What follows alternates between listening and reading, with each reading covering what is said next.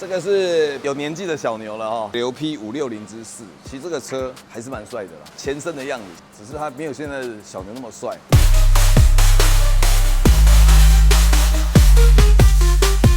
重点是这台车现在很便宜。兰博基尼这么贵的车能多便宜呢？其实我先讲啊，能拥有兰博基尼啊，是大部分男人的一个心里的梦想啊。可是真的实际上要花钱去买它的时候，真的蛮有勇气的。因为第一个财力一定要足够，因为这个车啊，动辄啊1000万、2000万、3000万这样的价格，真的很有闲钱啊，差不多是一栋房在路上跑了，可以这样说了。其实09年的兰博基尼已经跌到真的是比较亲民了，优点是它比较容易入手，大概在300万上下。300万还是很贵啊。对，以这样来比例的话，这个现在是已经底价了啦，可能有的是260万啊、320万，大概就在这边成交了。主要是要看车况，每一种车价人都有人买来玩。在之前已经先交给别人去把这内装全部都包过了，车主先花了快30万了。这个里面我们到时候来讲，买一台兰博基尼到底要把它怎么整比较有质感？这样看一下，这个就是一个基本的。如果把这个皮啊全部都编过，我们到时候来细节再讲一下，好不好？这内部刚做好，现在轮我们接手，大概准备哪些空气套件，好不好？好 ，OK。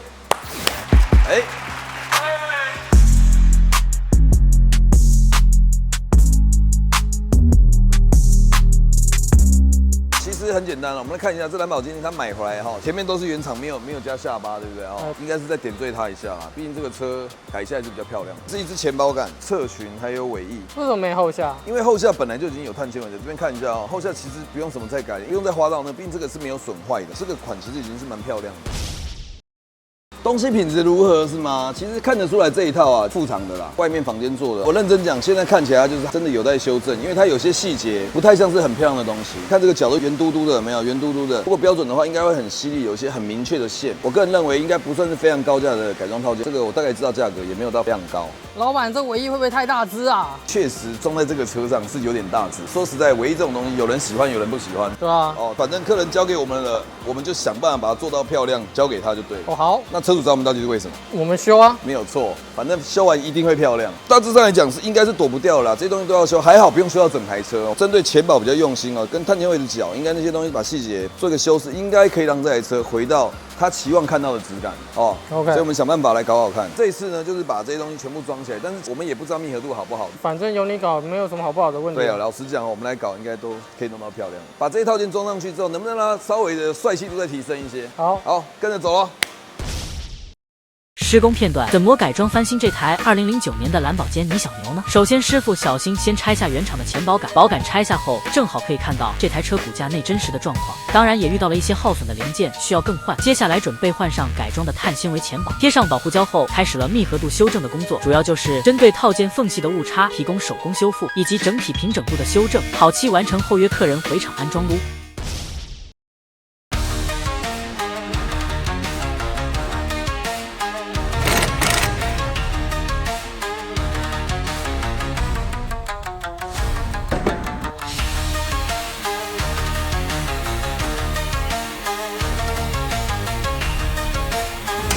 好，这密合度都修起来了。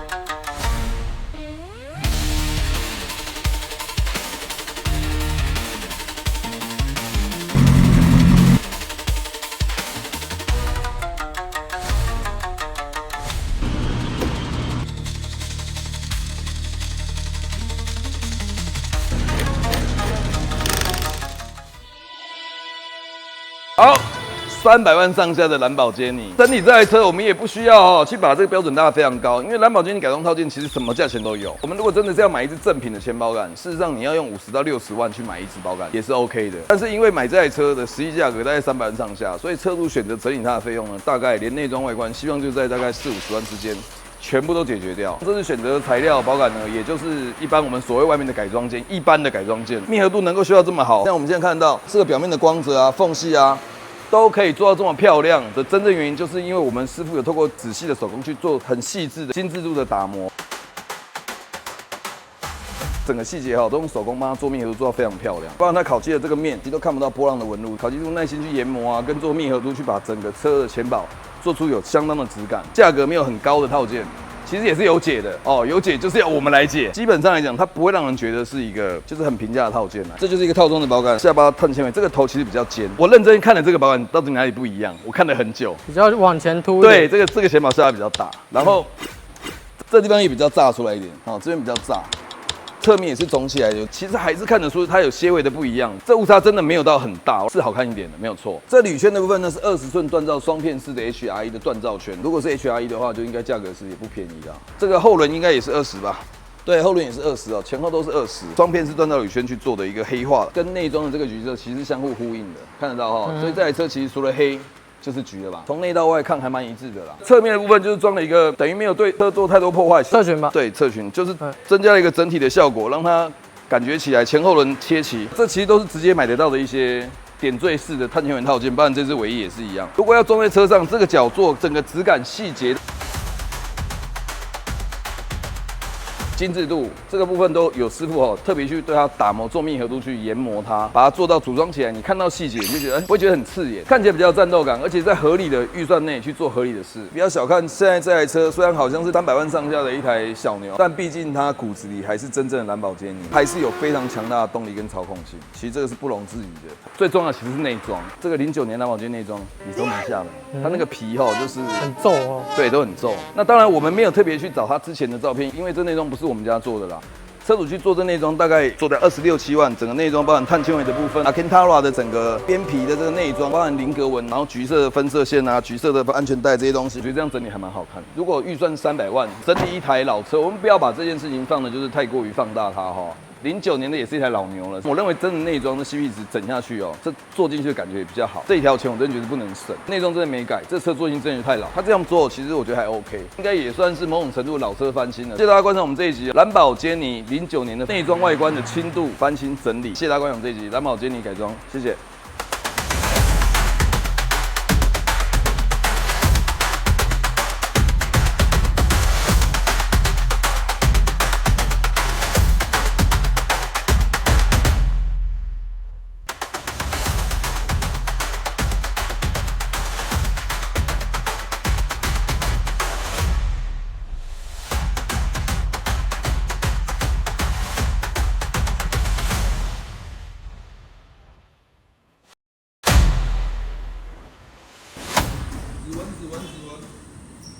但毕竟它骨子里还是真正的兰博基尼，还是有非常强大的动力跟操控性。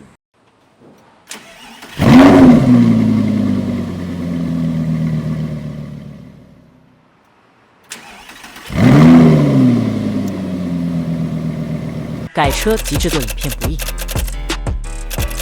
非常耗时耗工，续集请耐心等候。欢迎订阅并开启小铃铛，谢谢您的观看与支持。